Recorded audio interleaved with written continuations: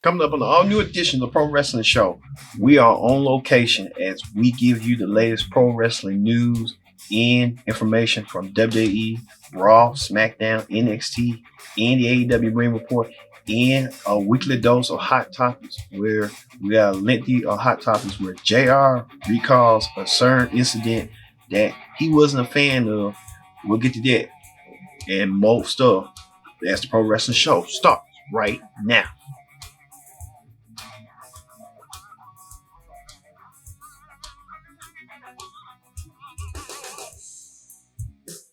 Hello, everyone. Welcome to the Pro Wrestling Show. I'm your host, as always, Kendrick Dix here. Glad you can join us here on the Pro Wrestling Show. Thank you all once again for watching. Join in the conversation using the hashtag Pro Wrestling here on Connect. Thank you once again. Let's get to the Raw Ring Report. All right, many of you know that the Raw Ring Report, we have a slew of Raw action. Let's get to it. Let's get to where 6-man tag team match was Aleister Black, Apollo Crews, and Rey Mysterio joined forces. They're the three guys that we presume there's going to be in the Money in the Bank match representing Raw, where they went against Selena Vega's team of Andrade, the United States champion, Angel Garza, and Austin Theory. Well, the match was back and forth. Garza showcasing his Ed Guerrero, paying homage to Guerrero, as Andrade as well, showcasing his high-flying moves with Rey Mysterio to combat. Well, they lost the match as Apollo Crews pins the United States champion, but he wanted some more. So he challenged Andrade to a U.S. title match. We'll talk about that later on, what had happened in that.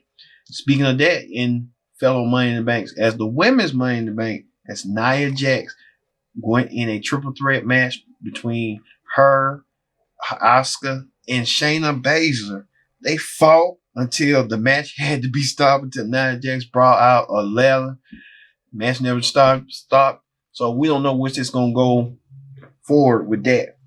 Also, Bobby Lashley still trying to work with his so-called marital issues with Lana, which that's kind of something new, but hey. He went against a jobber named Denzel DeJour by pinfall, easy as cakes. Where Bobby Lashley say easy pinfall right there.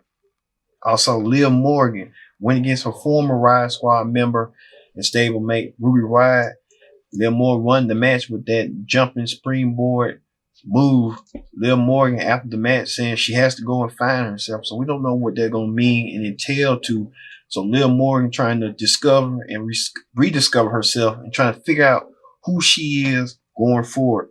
Also, former WWE champion and United States champion Jinder Mahal returns to action from a near-ending injury. Went against Akira Tozawa. He was being very aggressive in the match, real quick. The finish was that, and Mahal with using his signature move, the Khallas. Jinder Mahal kind of, you can tell he lost a little stature in him, but he got a new haircut. So Jinder Mahal coming back with a vengeance to see if he's next in line for a chance for the WWE title or U.S. title shot. You never know. Speaking of U.S. championship matches, as Andrade defended his gold against Apollo Crews when the referee had to stop the match after Crews had accidentally springboard over the ring and had leg stoppage, like a leg injury. Then Crews was later announced that he wouldn't be participating in Money in the Bank. So Apollo Crews missing out and lucked out on his opportunity to climb the briefcase and become Money in the Bank men's Money in the Bank champion. Speaking of that, tag team action, as Cedric Alexander and Ricochet was in action, and they beat a couple of jobbers, as normal happens. But at the end, MVP issued a challenge that he has new clientele. MVP saying that he has the Australian boys, Brandon Vick and Shane Thorne, in his corner, and he's going to be managing them throughout the near future and wants to guide their careers. I don't know why MVP wants to create a stable just like a Selena Vega. They're creating stables, getting the young people on their side, and who knows, they got, I guess MVP can see Vic and Thorne as future champions. Well, Vic and Thorne has another chance at redemption next week on Raw when they take on Ricochet and Cedric Alexander.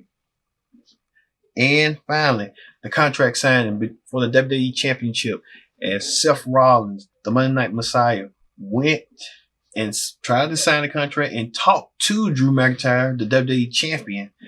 They had a contract signing and ended with McIntyre standing strong over both Rollins and Murphy. But Murphy tried to intervene and trying to help his leader out by taking the Claymore kick for Rollins, as Seth Rollins avoided and dodged it by instant.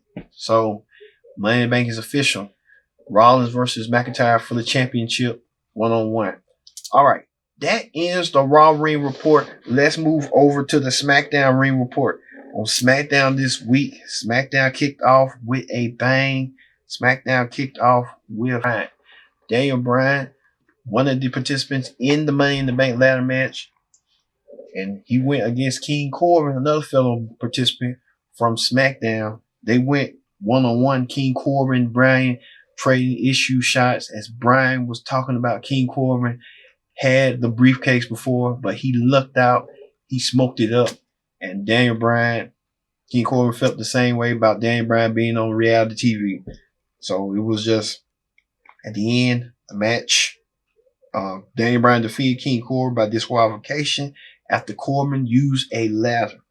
Cesaro and Shinsuke Nakamura attacked Daniel Bryan at the match, and we found out next week is going to be a 6-man tag team match as King Corbin, Cesaro, and Nakamura. I guess they're the new King's Court since Sami Zayn is out with an injury. We'll talk about that later, what's going on with Sami Zayn on Hot Topics. Well, they will take on Daniel Bryan and Daniel Bryan's coach, Drew Gulak, and a mystery partner. We'll tell you later who could be the mystery partner. I got a clue who could be the mystery partner. We'll tell you as we go down the road. Also, the Celtic Warrior Sheamus was in action. He defeated a jobber, but Sheamus was so more intrigued with Jeff Hardy that he wishing Jeff Hardy would come back. So Jeff Hardy, with these redemption segments, gets his chance. He'll be back next week on SmackDown in action. And Sheamus could confront Jeff Hardy next week on what he wants to do to Jeff Hardy. We'll find out next week. Also, the final women's Money in the Bank ladder match qualifier as Carmella went against Mandy Rose. Now, we know Mandy Rose had her issues with her former best friend, Sonya Deville, and Otis, after Sonya Deville tried to betray Mandy's trust after trying to prevent Mandy from not seeing Otis. Now Mandy Rose had to focus on the match, at the task at hand with Carmella, who's a former Money in the Bank winner. She was the first Money in the Bank winner, first 2-time Money in the Bank winner. During the match, we thought Mandy Rose had the offense, but Sonya Deville came out there to distract Mandy Rose and gave Carmella took the win to take advantage. And Carmella now going to Titan Towers to get her second briefcase again. But Mandy Rose lucked out once again thanks to her former best friend, Sonya Deville. Also, the Forgotten Sons, who's making an impact on SmackDown this week. Well, they went against the New Day after Miz and John Morrison watching at ringside and on commentary. And Lucha House Party was way in the wings below. Well, the Forgotten Sons making a dominant statement over the SmackDown Tag Team Champions, and doing so within the Forgotten Sons defeated the SmackDown Tag Team Champions. So now we just found out it's going to be a fatal 4-way for the SmackDown Tag Team title as the New Day defend the gold against the Forgotten Sons, former champions Miz and Morrison, and Lucha House Party. Is that like Elimination Chamber all over again? You was telling me. And finally, another final men's Money in the Bank qualifying match as Mandy Rose, Boo, Otis went against Dolph Ziggler. It was to determine who was going to get that final spot for the SmackDown side for the men's Money in the Bank ladder match. Otis put his heart and soul into the match, and Otis did the impossible. Otis, with that worm-like maneuver, defeated Dolph Ziggler, and now cashes his spot in the men's Money in the Bank ladder match. I thought Dolph Ziggler was going to win. It didn't turn out that way. Dolph Ziggler always looked out. Dolph Ziggler is a former Money in the Bank winner, but he just didn't get this chance of a lifetime again. They gave it to Otis. I don't know if this is like a it's just Otis just winning people's hearts and stuff. But hey, to each his own. All right. That ends the SmackDown Ring Report for this week. When we return, we're going to have hot topics as we talk about WWE's new video game that many people are not praising at this moment, and a couple more WWE releases, and more as Becky Lynch set the start in of a TV series. You won't believe that. As all new pro wrestling shows come back. Stay tuned.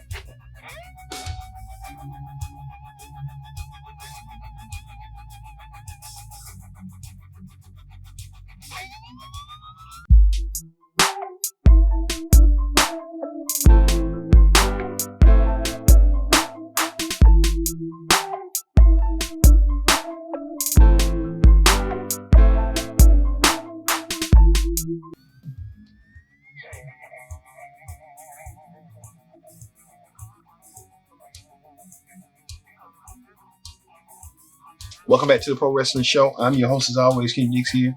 Glad you can join us in the Pro Wrestling Show. Don't forget to join in the conversation using the hashtag Pro Wrestling here on Connect. Thank you all once again. And don't forget to subscribe. Subscribe, Miss Karen. Karen, subscribe. All right, let's get to hot topics. On hot topics this week, WWE Battlegrounds is set to replace WWE 2K12. Now, WWE Battlegrounds, sort of like how many people may remember WWE Crush Hour, which, hey, it's that Crush Hour. But WWE Battlegrounds come this fall, and we'll see what the Battlegrounds do in the WWE universe. He said you can have someone play. We saw footage that The Rock was throwing John Cena in the alligators. The alligator can use a superstar. All right. Speaking of that, WWE did another series of releases. WWE released Cain Velasquez. You remember him? He had that feud with Brock Lesnar. He was gone. He's cutting the cuffing block. Also, Gerald Briscoe, former WWE recruiter, got released on Forlow. Curtis Axel released. So, wow, WWE releasing people left and right. Also, speaking of that, Cody talks two release WWE stars, possibly joining AEW. So Cody's talking about he might be in favor of Zack Ryder, but he's not in favor of Heath Slater. Heath Slater sent out a tweet saying, "Hey, you're making a simple bad business decision. He said, I know you're new to this, but you need to try to look at it from a lens. It's a lengthy of a talent pool of people that could probably be in the WWE or be in AEW. You just don't know. We'll see." Also, speaking of AEW commentator Jim Ross scheduled to return back to the booth. We had JR back, but JR made quite some headlines this week as he recalls a story that he was on Chris Jericho's podcast. He recalls a story that Mr. McMahon did to him with a medical incident. This. The Dr. Heine thing was a sticking point for me because, look, I didn't see Dr. Heine when it aired live because I was on a morphine drip getting out of ICU that morning. Well, explain that story a little bit more for people that haven't heard it in a while. Well, I have this. I've been sick, and I didn't want to admit illness. I didn't want to admit it because or pain or discomfort because I didn't want to be perceived as weak. And we both know in the wrestling business, weak personalities, weak character gets gobbled right up. Mm-hmm. And so I didn't want to be perceived as the weak guy. My job be vulnerable. I was insecure, all this other stuff, sick. I'm going to lose my spot. All the regular wrestling cliches. So I'm sitting at home. I was in intensive care for 9 days. I had a perforated colon, and I was poisoning myself. And I was about 30 days away from dying. But these stomach aches, man, I was drinking Pepto-Bismol and all these things, these little homemade remedies like it was water, but the pain would never go away. And then I started doing too many opiates and just masked my pain and all this other crap. So they do a thing. Vince calls me on Monday morning. He says, Jan answered the phone. She says, it's Vince. I said, okay. So he's in L.A. getting ready to do Raw later that day. He said, hey, pal, hope you're feeling better. I got a little something for you on the show tonight you're really going to like, so hope you watch. That was about it. So I was drugged, legally and by the doctor's order. So this stuff I enduring. So I said, okay, thanks, whatever it was. I was buzzed. So I ended up falling asleep later in the day to watch, and I didn't watch the show. And so I wake up to Jan crying. And I'm thinking, what the hell has happened while I was asleep? She had older parents. There could have been a death or any tragedy. I didn't know. So I said, honey, what's wrong? She says, you didn't see what Vince did you? And I said, no, I slept right through the whole show. So she says, why does he do these things? And I said, what did he do? She told me. We rewinded the DVR, and it was the segment 11, the money segment of Monday Night Raw, the segment every wrestler, male or female, covet to be in. Closed the show. You know that as well as I do. That's right. For years, that was the Austin and Rock segment. Yeah. It's almost like they book Austin and Rock in 11 and then work backwards, which is not a horrible idea. Mm-hmm. So anyhow, it was in segment 11. I thought it was a little ridiculous use of time. There were talents on there that we were hoping to draw money with and sell merch with and pay-per-views, et cetera, that could have used that spotlight. Instead, it showed me in a makeshift little hospital room and with my ass sticking up in the air, a mannequin, obviously. They had nurse slobber knockers. So that was another shot. Yeah, big, very very endowed woman. Oh, yeah, of course. A lot of cleavage. Mm-hmm. And then at the payoff of it was he started pulling things out of my ass, footballs, Jeez. posters, whatever it was. And so the end result was the finish was him pulling a mannequin head that needed to resemble me apparently, and he pulled my head out of my ass. So that was the payoff. JR, get your head out of your ass. And I never understood that punchline. I never understood the creative. I'm not sure who all wrote that. I think Brian Gewirtz was involved. I'm not mad at anybody about it. Brian was doing what he said that he's supposed to do. He's a talented guy. Right. But it was just, I thought, a waste of time. And I thought it borderline on too personal. It wasn't business and it wasn't funny. So why did we do it? And it made my wife cry. So it pissed me off. And that is the eternal question. Why did he do it? God, who knows? You probably have as good an assumption as I do. I don't know why he did it. He thought it was entertaining. Everything, it's like ribbing on the square in wrestling. Wrestlers are famous about not wanting to face up to the truth sometimes and make everything convenient for them. And the ribbing on the square becomes, I've heard guys say, they say this, and then somebody would say, it's like a woman insulting a woman or coming on to her. Hey, honey, I'm just teasing. Come on. You can't believe I'm serious about that, can you? Well, yeah, I can. So that's kind of what it was. I never did understand it. He thought it was All right, sorry there. JR opens up to Chris Jericho about the Dr. Heine incident as Mr. McMahon did that little segment, as a doctor and said that JR had his head up his ass. JR's wife was described at the time when JR says that's kind of tasteless and just, not at the level, but that's Mr. McMahon. Entertainment, you can be sophomore humor to him. He don't care. It's just that. All right. Speaking of that, Roman Reigns, one of WWE's top stars, refuses to work WWE right now due to the coronavirus. At WWE, he might receive heat for it. And as this was going around the scuttlebutt that WWE don't want to mention Roman Reigns, and the Roman Reigns didn't want to be committed to them during this virus. But they got to realize Roman Reigns dealing with cancer, and he don't want to take that chance. And he just had a family, twins, so Roman Reigns won't take this time off to come bless. So I can't knock him for that. Speaking of that, Sami Zayn, the current Intercontinental Champion, wasn't at SmackDown during the tapings. Won't be back till probably the beginning of next month. Well, Sami Zayn has a reason because he had got his tooth pulled. Sami Zayn come to blessing to get himself healed before he come back. I guess King Corbin taking his spot. Oh, there you go. Speaking of that, Raw Women's Champion Becky Lynch, who has been in action, was like, well, Becky Lynch, she was appeared on the WWE digital show The Bump, and she made it clear that she will star on Showtime's Billions. So check that out. Becky Lynch making her acting appearance on Billions. We'll see what it's gonna take Becky Lynch and what rises to her, top. We'll see. And finally, now Impact Wrestling has been getting the share light these days, but Impact Wrestling made even more craziest storyline ever.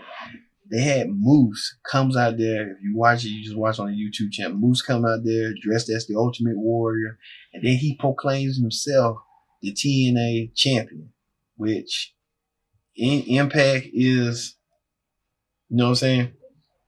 Impact Wrestling, the TNA championship is now considered the Impact Championship.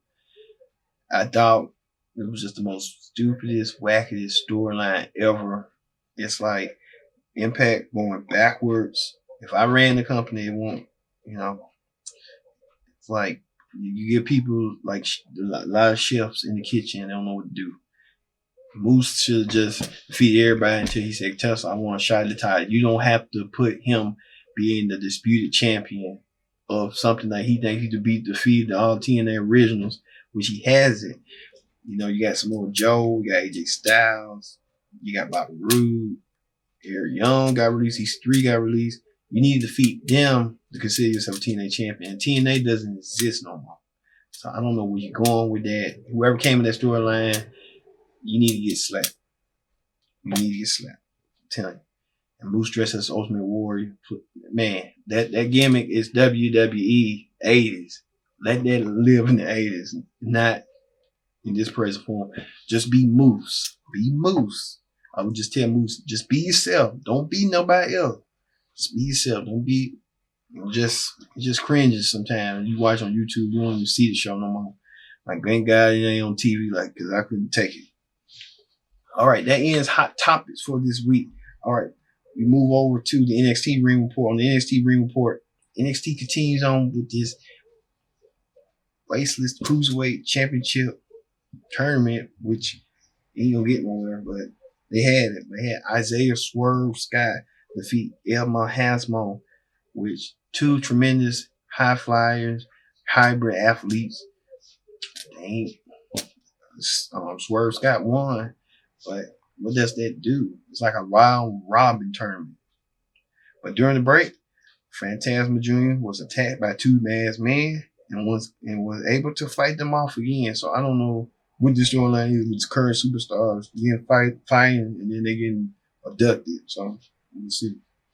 Speaking of that, Candice LeRae with a new attitude, newfound form of freedom that not being used no more. She went against Casey Calzaro and defeated Casey Calzaro by pinfall with her husband at ringside, Johnny Wrestling. Well, Candice doing the same thing with that, trying to mock her husband and doing that stretch and try to put more pain. Now there you go. Speaking of that, Matt Riddle plays a round of the Newly Bros show with Timothy Thatcher with Byron Saxton as a host until Imperium comes out of nowhere and attacks them. So Imperium wants a shot at the titles. We'll see. Speaking of that, next week it will happen. Velveteen Dream will face Adam Cole for the NXT title. It's going to be an instant classic, but hope Velveteen Dream doesn't get shut off due to the past, present, allegations of what's going on with him.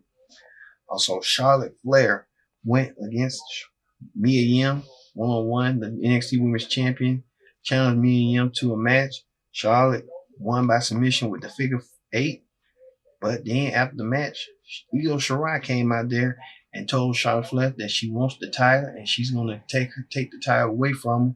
She's going to do so next week. So we're looking forward to that.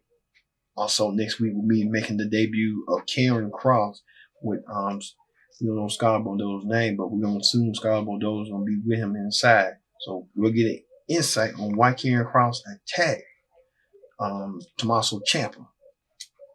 Also, the interim Cruiserweight Championship tournament. So Drake Maverick had to fight. He defeated Tony Nese, and it was just scratch and claw Drake Maverick, pull everything he had after being released by WWE, and then WWE gives him this win. But what does that do for his psyche? That he has to win, he has to keep going. But it's an underdog story, but it's just a fucked up underdog story, if you ask me. Also, Dexter Lawrence went against Shane Thorne by submission. Dexter Lawrence kind of reprising his role in Impact Wrestling as Samuel Shaw. He does so we'll see what this is gonna go and what this is gonna entail to. And finally, Keith Lee defends the North American Championship against Damian Priest. Match was back and forth. Damian Priest getting his shot, Keith Lee getting his, but Keith Lee picked up the win. Keith Lee setting up for the big man and stuff, and you got to wonder what Keith Lee gonna do down the road. What's next for Keith Lee? All right, that ends the NXT Ring Report. Let's move over to the AEW Dynamite Report as AEW continues to motivate. As AEW still with the two semifinal matches for the TNT Championship. That's what it's centered around, the TNT Championship. It kicked off with Cody versus Darby Allin one-on-one. Cody versus Darby Allin was an instant classic to start the match. Brandon was at ringside. Darby Allin with these amazing defensive maneuvers. At the end, I think Darby accidentally took out Brandy and sidestepped him. But Darby Allin went up top, tried to do a leg drop. Cody tried to do a leg drop. And Darby tried to take advantage. And Cody kicked out. Darby did it again and made a counter mistake. Cody with the crucifix pin, got the 1, 2, 3, and Cody advances in the finals. So we don't know if Cody will either fight his brother or Lance Archer to meet Mr. Like I said, Alba and Cody has good chemistry. They contrast gimmick play off well with each other since they're both currently baby faces. So they told a good story. Also, they had a video package from Scorpio Sky, MJF. Warlow came out there and faced the jobber.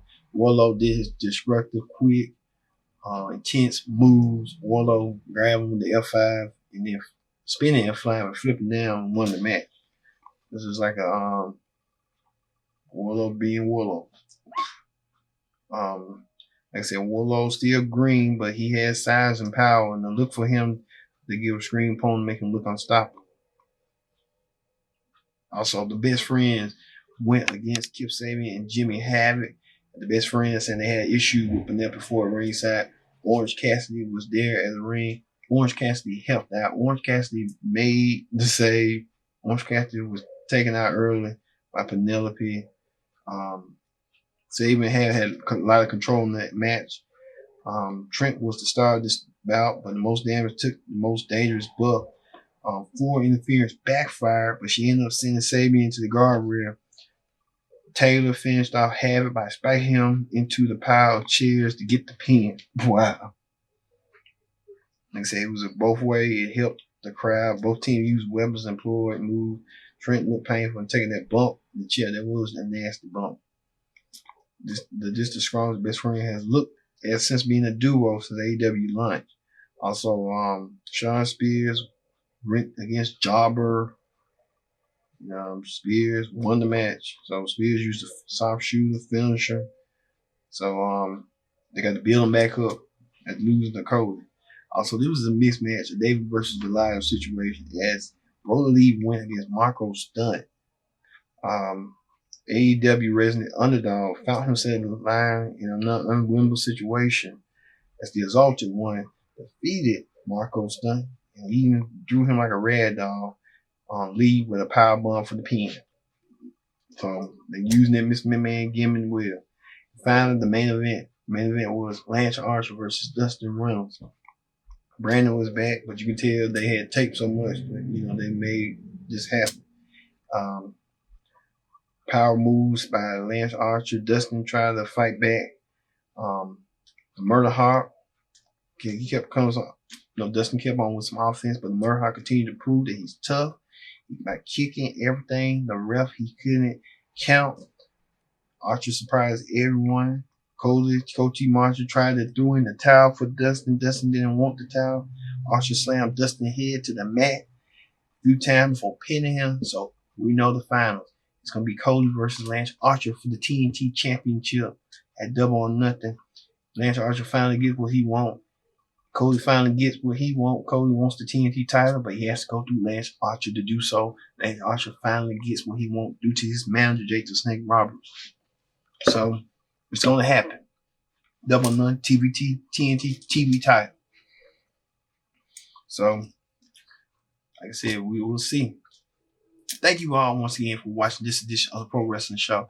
I've been your host, Kendrick Dix, saying so long. We'll see you for another edition of the Pro Wrestling Show. Thank you all. See you later.